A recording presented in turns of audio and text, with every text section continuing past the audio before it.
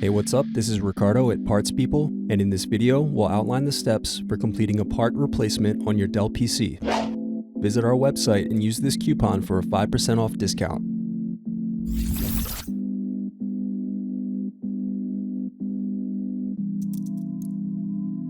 Unscrew and remove bottom base.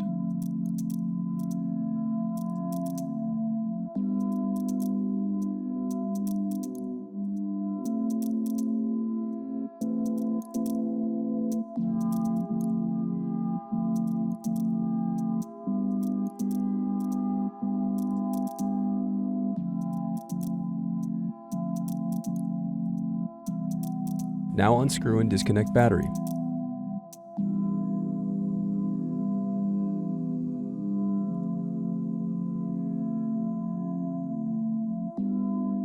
Next, unscrew and disconnect cooling fan.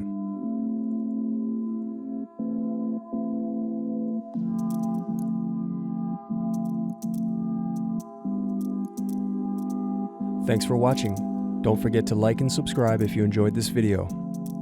And if you need more, check out this playlist to watch other tutorials for your laptop. You can also click here to find parts for your laptop at partspeople.com.